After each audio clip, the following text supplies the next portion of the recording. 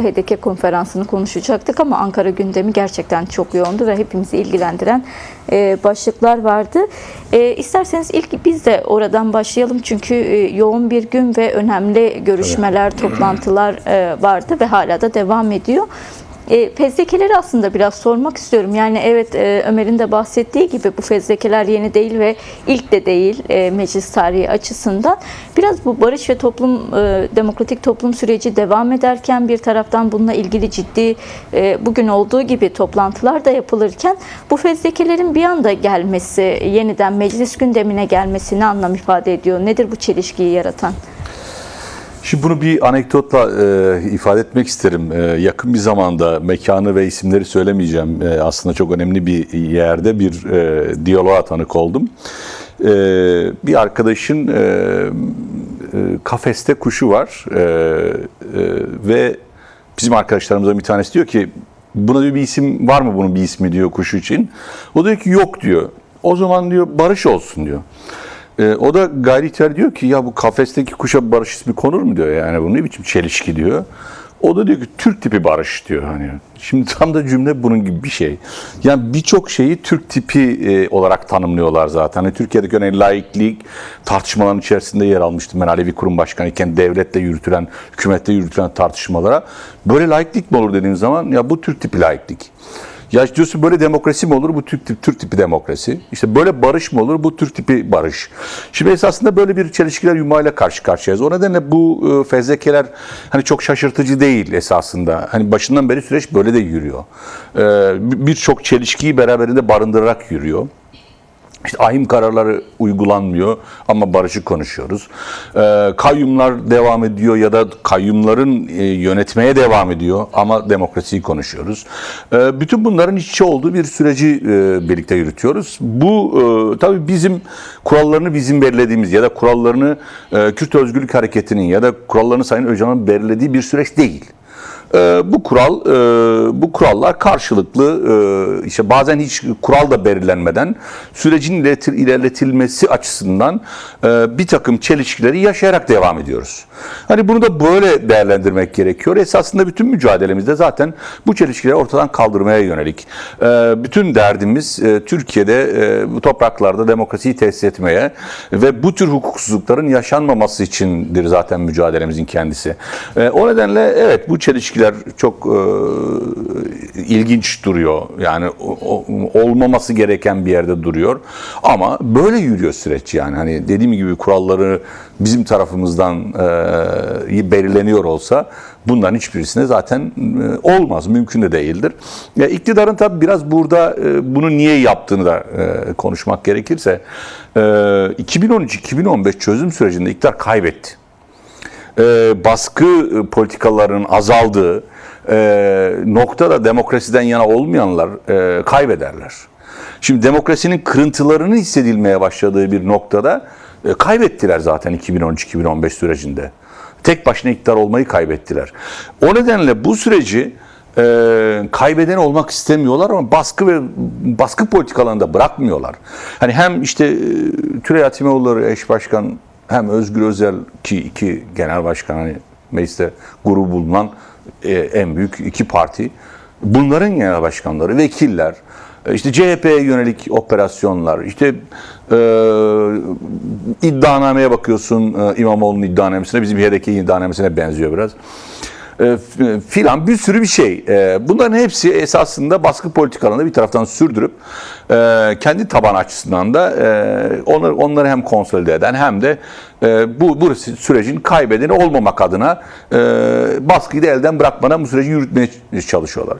Çelişkiler barındırıyor ama bütün bu çelişkilere rağmen bizim buna karşı öyleyse biz yokuz deme lüksümüz yok. Sayın Öcalan da zaten bunu ısrarla ve inatla ifade ediyor. Bu sürecin başarılı ulaşması için elimizden gelen her türlü fedakarlığı yapmaya hazır olduğumuzu da başından beri ifade etmiş ve süreçte öyle yürüyor biraz. Evet, yani fezlekelerle ilgili tartışmalar da devam edecek muhakkak da. Söylediğiniz çok doğru, evet. İsterseniz tekrar HDK konferansına dönelim. 8-9 Kasım'da gerçekleşti. Geçtiğimiz hafta sonu gerçekleşti. Ve sadece o tarihlerde değil, sonrasında da epey tartışıldı. Öncesinde de başladı tartışmalar. Evet, öncesinde de başladı. Evet. Sosyalizm yeniden üzerine, yani kavramsal olarak da tartışılan bir şey oldu. İçerik olarak da tartışıldı devamında. Biraz aslında o tartışmaları da geçmeden, yani genel olarak konferansın atmosferi nasıldı ve özellikle burada öne çıkan, ilerletilmesi gereken başlıklar sizce nelerdi? Ya şöyle, esasında sosyalizm başlığının kendisi ve onun yanında da yeniden başlığının kendisi de, ikisi de ayrı anlam ifade ediyordu. Birlikte de önemli bir anlam ifade ediyordu. Bunu katılımcılar da hani dile getirdiler oradaki. Katılımcılar açısından şöyle bir şey söyleyeyim. Yani bir konuşmacılar vardı. Bir de delegasyona, dinleyiciler vardı ama dinleyici değildi onlar. Yani doğrudan forumlarda, forum kısmında da katılan, her bir tartışmayı irdeleyen, onlarla ilgili notlarını alan ya da görüş bildiren bir izleyici kitlesi de vardı. Böyle bakmak lazım. Onlar da o anlamıyla katılımcı ifadesini geniş anlamda kullanıyorum. Yani şeyden bu tarafa, hani özellikle Kürt Özgürlük Hareketi'nin bir ulusal mücadele içerisinde yer alıyor olmasından kaynaklı bir tarafıyla sosyalizmle ilişkisini kesti. İşte artık sosyalizmle bir bağı kalmadı. Sosyalist düşünceyi terk etti. Yaklaşımların çok yaygın olarak dile getirildiği bir süreçte Sayın Öcalan'ın yeni önermelerde bulunması ve bunun akabinde bizim HDP olarak da, ya HDP olarak ilk defa yapmıyoruz bunu. Daha önce de benzer konuları tartışmaya ve konferansları yaptık. Bu başlık üzerinden, sosyalizm başlığı üzerinden yeni bir tartışma yürütmemiz başlı başına kıymetli bir şeydi ve bu delegasyon tarafından da dile getirildi. Çünkü sosyalizmin hani yeniden konuşulması, yeniden tartışılması, hani yeniden kavramı da orada duruyordu. Hani yeniden kavramını bugüne kadar biraz göz ardı edilmiş bir şeyin yeniden ortaya konması şeklinde değerlendirenler de oldu ki bizim açımızdan da hani bu tür değerlendirmeler yapılıyor.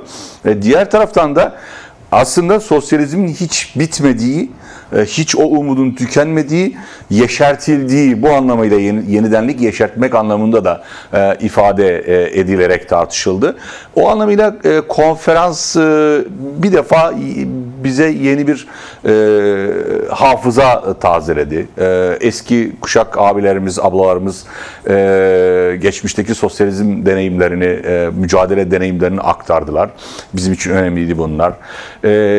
Rojava'dan İlham Ahmet pratikte neler yaşandığını, günümüzde sosyalizm bir örneği olarak Rojava modelini aktardı. Bu son derece önemliydi o aktarım açısından. Diğer taraftan bu meselenin, yani sosyalizmin bundan sonra nasıl ele alınacağı hususunda çeşitli önermeler ve görüş alışverişleri oldu. Öne çıkan şuydu bana göre: bu tartışma doğrudur, iyi bir tartışmadır ve devam ettirilmeli. Ve talep şunun üzeriydi, belki onu da konuşuruz. Örneğin birçok insan, özellikle yeni genç kuşak katılımcılar da şunu sordular.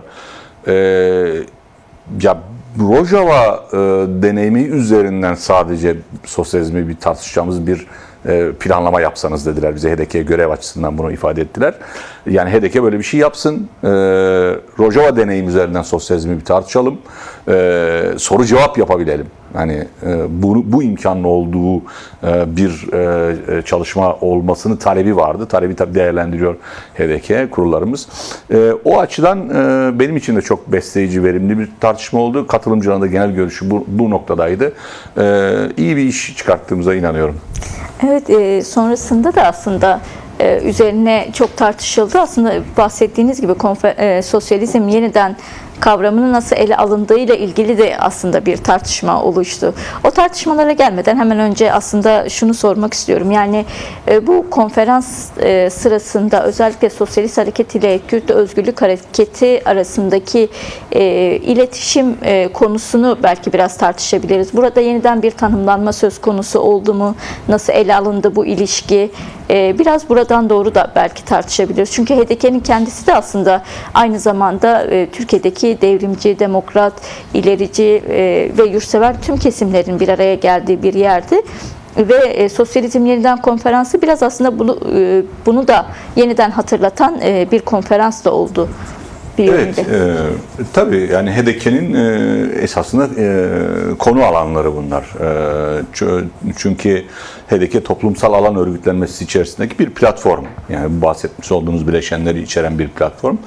Dolayısıyla bu platformun yani devlet endeksi değil ama toplumsal anlamda işte siyasi parti endeksi değil ama toplumsal örgütsel anlamda nasıl bir gelecek tahayyülü edeceğimiz ya da etmemiz gerektiği hususunda da tartışmaların önü açacak bir kurumdur. Görevi, işlevi de bununla ilgili bir şeydir. O anlamıyla sosyalizm tartışmasını doğru yerden örgütlemiş, kurmuş oldu HDK. Bu süreçte tabii Kürt hareketiyle, Kürt özgürlük hareketiyle bağı meselesi şöyleydi benim gördüğüm, izlediğim katılımcılar. Şundan dolayı son derece memnundular. Tüm sosyalist yapılardan edindiğim izlenim ve yapılan konuşmalarda Sayın Öcalan'ın sosyalizm fikrinden vazgeçmediğinin ve bunun belirgin olarak son önermelerinde de ortaya çıkmış olmasının yarattığı bir olumlu, pozitif şey vardı, etki vardı. Kürt hareketinin, özgürlük hareketinin sosyalizm vurgusu üzerinden yeniden enternasyonel bir örgütlenme modeli tarif etmesi ya da bu önermelerde bulunması ya da bunların tartışılmasını istemesi son derece önemli olarak değerlendirildi. Tabi bunların yanı sıra pratikte zaten bir Rojava örneği var ve bu Rojava örneğinden halkların, inançların, kadınların, oradaki bütün toplumsal yapıların bir arada ortak bir komün yaşamını oluşturma pratikleri üzerinden bağ kurmak açısından son derece önemliydi. Diğer taraftan şu vurgu çok yapıldı. Hani her sosyalizm mücadelesi aynı zamanda bir internasyonel mücadeledir. Özellikle günümüz koşullarında hani sadece bir bölgede yapılıyor diye o bölgesel bir anlam ifade etmez. Aynı zamanda o öbür kıtada başka sosyalistlere ilham kaynağı olur, moral motivasyon kaynağı olur. Ve bu anlamıyla her mücadele aynı zamanda bir internasyonel mücadeledir. Rojava mücadelesinin de bu anlamıyla bir internasyonellik arz ettiği ifade edildi. Bunlar üzerinden bir buluşma söz konusu oldu. Hatta örneği de verildi. Hani Zapatistalar örneği verildi orada çok fazlasıyla ve hani sadece Zapatistaların köylerde oluşturdukları komünler üzerinden sosyalizm mücadelesini ya da yaşamışlığını ortaya koyduklarını ama orada kalmayıp dünyanın diğer toplumlarını da bu anlamıyla etkilediği vurguları yapıldı. Ve şunda hemfikirdi. Yani Marksizmi öyle klişe, kalıpsal anlamlarla ifade etmek değil, günümüz koşulları çerçevesinde karşılaştığımız zorluklar karşısında yeniden okuyarak, yeniden yorumlayarak sosyalizmin tekrar bir kurtuluş reçetesi olduğunu ifade edilmesi konusunda Kürt hareketinin de bu anlamıyla Kürt özgürlük hareketinin de bu mücadelenin içerisinde önemli ve varlığını sürdüren, hani bu anlamıyla bütün olumsuzluklara rağmen bütün yaşanmış küresel bazda yaşanmış ve bölgesel bazdaki bütün olumsuzluklara rağmen bu fikriyatla varlığını sürdüren bir yapı olmasının önemi vurgulandı ve kıymetlidir. Hani bu anlamıyla bu kıymeti iyi tahlil edelim, iyi değerlendirelim. Bunun için işte bir Rojava konferansı sosyalizm üzerinden, sosyalizm okuması üzerinden yapalım önerileri geldi. Evet, çok değerli bir öneri bu arada. Aslında oradaki Rojava paylaşımını da yine konuşacağız ama öncesinde şunu sormak istiyorum. Yani evet, yani sosyalizme dair aslında herkesin, her kesimin yaklaşımı, tariflemesi de biraz daha farklılaşıyor ve konferans bir yönüyle bu farklılaşmayı da içeren bir şekilde sürmüş oldu. Yani katılımcıların yorumlamaları üzerinden baktığımızda bu toplamı da görebiliyoruz ama buna olumlu yaklaşımların dışında aslında olumsuz eleştiri getirenler de oldu. Biraz HDK bu tartışmaları, eleştirileri nasıl ele aldı, nasıl değerlendirdi? Onu da sormak isterim. Biz bu konferansı öncesinde şunu konuştuk zaten. Yani biz burada bir tek tipleştirme derdinde değiliz. Burada farklı önermeler var. Yaşadığımız darlığı, küresel, internasyonel bazda sosyalizmin, işte reel sosyalizmin yaşadığı sorunlar, sıkıntılar nedeniyle Sovyetlerin çökmesi ve benzeri bir takım sosyalist blokların devrilmesiyle birlikte yaşanan kriz karşısında yeniden nasıl yapılandırılabilir konusunda her sosyalist yapının farklı fikirleri, farklı önermeleri olacaktır mutlaka. Bunu böyle yola çıktık. Bu gerçekliğe yola çıktık. Dolayısıyla hani örneğin bir sonuç bildirgesi yayınladık ama bu sonuç bildirgesi biraz şöyle bir şeydi. Şu konularda karar vardık, şu kararları aldık değil. Orada konuşulanlar ve yapılan tespitlerin yer aldığı bir durum tespiti gibi bir sonuç bildirgesi koyduk o nedenle ortaya. Çünkü bu tartışma sürmesi gereken bir tartışma. Hani böyle bugün yapıldı, 2 günde her şey bitti, bir kararları aldık, artık bundan sonra böyle yolumuza yürüyeceğiz meselesi değil. 200 yıldır tartışılıyor. Tabii yani kabul edersiniz ki o 200 yıllık tartışılan bir şey böyle. Bir de yani Sovyetlerden bu tarafa çok ciddi bir moral bozukluğu, motivasyon bozukluğu, sosyalizm anlamında ciddi bir eksilme, motivasyon eksikliği, moral eksikliği, her şey var yani.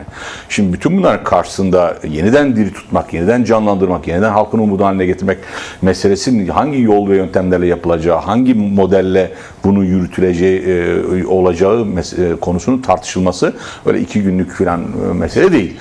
Onun için bu tartışma sürecek. Biz HDK olarak da meseleyi buradan ele aldık.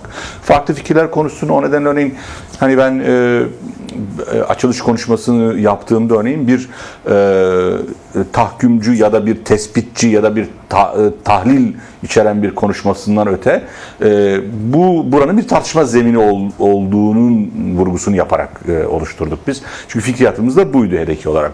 Onu oluşturduk. Yani çok farklı görüşlere sahip sosyalist yapılardan konuşmacılar bu konuyla ilgili deneyimlerini aktardılar, önermelerini yaptılar, eleştiriler oldu. Hani Marksizme yönelik eleştiriler de oldu ki bunların hani başında da kadın sosyalistler geliyordu. Çok haklı yerden eleştiriler yaptılar ve biz de ya bunları dinledik ve evet yani bu hani yapılması gereken tartışmaları sürdürmek olduğuna karar verdik. O anlamıyla önemliydi tartışmalar. Evet, değerli Kenanoğlu, aslında bir de siz bahsettiniz, oradan da devam etmek istiyorum. Sizin yaptığınız açılış konuşmasında şöyle bir vurgunuz da vardı. Biraz belki onu açmanızı isteyebilirim. Siz Abdullah Öcalan'ın paradigmasının sosyalizm tartışmalarını zenginleştirdiğini de söylediniz. Bunu nasıl değerlendiriyorsunuz? Nasıl bir zenginleştirmeden bahsediyoruz? Ya şöyle ifade edeyim. Ya şu kıymetli. Yani bütün moral motivasyon bozukluğunun yaşandığı bir ortamda Sayın Öcalan'ın örgütüyle birlikte bütün bu zorluklar içerisinde bölgesel ve küresel anlamda sosyalizmi yaşadıklarını düşünürsek bu zorluklar içerisinde örgütünü ve varlığını koruyor olabilmesi, bu mücadele hattını koruyor olabilmesi ve bu mücadele hattına yeni önermeler getirerek dünyada halkların kurtuluşunu, ezilen halkların kurtuluşuna yönelik bir takım önermeler getiriyor olması son derece ön açıcı bir şeydi. Yani çünkü bu mesele şöyle ele alınmadı. Yani ya artık sosyalizm bitmiştir. Biz bu tartışmada yokuz. Biz işte kimileri böyle eleştiriyordu yani buraya yapılan eleştirilerde biz işte ulusal mücadelemizi yürüteceğiz filan üzerinden ele aldığını iddia edenler de vardı meseleyi Sayın Öcalan'ın.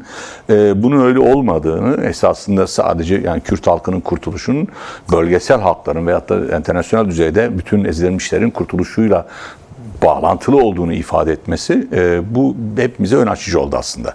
Diğer sosyalist hareketlere de bu anlamda ön açıcı oldu ve sosyalizmin yeniden tartışılmasını gerekli kıldı, zorunlu kıldı aslında. Böyle bir şey de var. Çünkü şunu söyleyeyim yani bu çalışmayı biz HDK olarak yaptık ama ben bununla son aylarda bu tür çok toplantıya katıldım.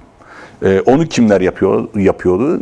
Benzer yapılar, sosyalist partiler, işte hareketler, onlar da yapıyorlar bu tartışmaları. Yapmak durumundalar ve bu iyi bir şey. Hani tartışıyor olmak. Bütün bunların kaynağı hani konuştuğumuz zaman Sayın Öcalan'ın önermeleri üzerinden bunun hani olumlu da olumsuz da olsa.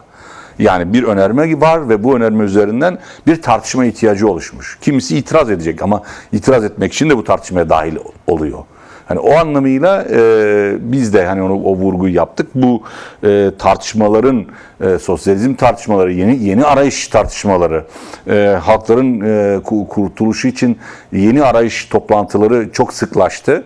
Ben her hafta bir tanesine katılıyorum HDK sözcüsü olarak. Bunun kaynağı Sayın Öcalan'ın yapmış olduğu önermelerdir. Hani burada bir ön açıcılık söz konusudur. İsteyen bunu olumlu yönde değerlendirip buradan fikir geliştirebilir. Çünkü Sayın Öcalan da şey demiyor yani ben böyle karar verdim bu şekilde olacak falan. Yani bu tartışılsın. Yani biz önermemiz budur. Bu tartışılsın. Hani bu tartışma üzerinden yeni bir yol bulalım hani ifade ediyor zaten. Değerli Kenanoğlu, aslında programımızın da sonuna geliyoruz. Son olarak sizin de sık sık vurgu yaptığınız aslında Rojava deneyimine dair sormak istiyorum. Yani tarihsel deneyimler ve demokrasi pratikleri oturumunda Kuzey ve Doğu özerk yönetiminden, Doğu Suriye özerk yönetiminden İlham Ahmet katıldı. Ve onun hani katıldığı oturumda bu siz de bahsettiğiniz buradaki pratik anlatıldı. Yani biraz aslında o anlatımlarda öne çıkanlar nelerdi ve salonda nasıl karşılandı? Bir bağlantıyla katılabildi haliyle İlham Ahmet konferansa. Biraz onu da merak ediyoruz. Onunla birlikte de programımızı artık yavaş yavaş sonlandıralım isteriz. Evet. Yani şöyle esasında hani bizi heyecanlandıran kısmı şuydu. Geçmiş sosyalist deneylere baktığınız zaman işte Sovyetler kurulmuş ve bir devlet kurulmuş. O devletin devasa bir ordusu var, kurumları var, mekanizmaları var ve bunlara baktığın zaman yani sosyalizm hedefleriyle çok örtüşen şeyler de değil ki konferansta bunlar da hani eleştiri konusu, yani sosyalizmin çökmesi nedeniyle ya da işte Sovyet sosyalizmin çökmesi üzerinden tartışılan konular içerisindeydi. Şimdi burada farklı bir durum var. Yani Rojava'da aktarılan konular şöyleydi. Yani tam da bahsedilen işte komünler dediğimiz işte köylerde, mahallelerde yapıların oluşması, birimlerin oluşmaları, kendi bütçelerini yapmaları, kendi ihtiyaçlarını belirlemeleri ve belirledikleri ihtiyaçlara göre de bütçe oluşturmaları. Zaman zaman işte bu yapıdan, hani genel yapıdan destek istemeleri, zaman zaman tümüyle kendi olanaklarıyla bu imkanları oluşturmaları gibi örneklemeler anlatıldı. Yani bir köy kendi komün yaşamını oluşturuyor ve bu yaşam içerisinde kendi sorunlarını tespit ediyor. Hangi sorunların öncelik olduğuna karar veriyor ve o sorun çözümü konusunda yerel idareyle birlikte de hareket edebiliyor. Bazen kendisi de doğrudan harekete geçip kendisi de yapabiliyor. Yani bu tür özerk hareket alanlarının oluşması, kendi kararlarını uyguluyor olması, oradaki yönetimin bunu teşvik eden, destekleyen bir yerde duruyor olması esasında salonda çok dikkat çekici unsurlardandı. Bir de şu var, hani benim gördüğüm şu, biz bu toprakların insanıyız. Yani bunlarda yaşadık. Yani yaşamlarımız zaten böyle geçti. Yani bu devlet denilen mekanizmayla ilişki çok yeni bizim açımızdan. Hele hele ben bir Alevi köyünde büyüdüm. Yani bizde ocak yapılanması vardı. Kendi hukuk sistemimizde kendimizi oluşturduk. Devletle bir işimiz yoktu yani. Yani devletle bütün ilişki yani nüfus kağıdı alıp verme meselesi üzerinden başka bir şey değildi aslında işte. Bunun dışında çok ilişkiye geçme ihtiyacı da duyulmazdı. Yani Rojava örneği anlatılırken de ben onu gördüm. Zapatistalar anlatılırken de onu gördüm. Ya aslında halklar komünal halde kendi bulundukları yerlerde, coğrafyalarda bunu yaşıyorlar. Rojava'da da bunu bir temel model olarak, yani aslında şöyle bir şey, var olanı yıkmamak. Hani zaten toplumun içerisinde bu var. Ama devlet dediğimiz şey ne yapıyor? Diyor ki bunların hepsini ortadan kaldırıyorum ve sen bana bağlı olacaksın. Ne? Yola mı ihtiyacın var? Bana müracaat edeceksin. İşte köprüye mi ihtiyacın var? Bana müracaat edeceksin. Okula mı ihtiyacın var? Bana müracaat edeceksin. Şimdi bunu tamamen merkezileştiren ve bütün bu yerelin kendine göre iş yapmasını, yerelin kendi sorunlarını çözme yetisini kaybettiren bir yerden iş yapıyor devlet aslında. Müdahilliği buradan. Aslında bu toplumun içerisinde var olan, geçmişten günümüze halkların o köylerde, mahallelerde mezralarda insanların kendi oluşturdukları sistemleri kabul ediyorsun. Yani bu yeni bir şey yaratmıyorsun. Yeni bir şey oluşturmuyorsun. Bunlar var. Bunlar yaşanıyor. İşte orada da var. Yani Amerika kıtasındaki yerli halklar da bunu yaşıyorlar. Biz Mezopotamya, Anadolu coğrafyasında da bunu yaşadık, yani yaşıyorduk yani. Ne zaman ki teknolojinin gelişimi, devletin daha güçlü hale gelmesi, merkeziyetçiliğe daha çok güçlü bir şekilde yatırım yapılması bütün bu şeyleri ortadan kaldırdı. Yani biz köyde bir mesele olduğu zaman ya kaymakama gidelim demezdi kimse yani. Şimdi en ufak bir şeyde ya belediye başkanına gidelim, kaymakama gidelim meselesi başladı yani. O bize versin. Şimdi alma denilen şey, üretim yok. Birlikte karar alma, uygulama yok. Versin ya, o bize aktarsın. Hani bu bir tanıdık bulalım da isteyelim. Hani bu hale gelmiş mesele. Esasında hani Rojava pratiği meselesinde de gördüğümüz şuydu. Benim de hani dikkatimi çeken şu oldu. Ya bu bizim yaşadığımız şey. Sadece bunu ortadan kaldırmıyor ve işlevsel hale getiriyor. Eksiklerini tamamlıyor, güç veriyor daha da. O anlamıyla çok tartışıldı ve eksiklik şuydu bizim Rojava konusunda. Yani teknik eksikler vardı. Buradan kaynaklı bir soru cevap yapılamadı. Yani esasında o yüzden de çok yoğun salondan talebi geldi. Hani Rojava özelinde yeni bir konferans yapılsın. Sadece Rojava deneyimi aktarılsın. Burada konuşmacılar olsun. Oraya aktarsınlar, anlatsınlar ve biz soru cevapla bazı şeyleri bilmek istiyoruz. Yani nasıl yürütülüyor bu iş? Bunların o sunumdan anlayamadığımız ya da çıkaramadığımız şeyler var, durumlar var. Onları bilmek istiyoruz. Talebi çok yüksekti. O anlamıyla hani bu Rojava meselesi hakikaten yanı başımızda. Geçmişte yaşadığımız hayatın tekrar canlandırılması ve desteklenmesi olarak ben gördüm yani. Evet, teknik bir aksaklık aslında bir hayra da vesile olmuş. Yeniden tartışılması, evet. Bir öneriyle değerlendirilmesine umarız hayat bulur. Evet. Umarız biz de takip ederiz onu.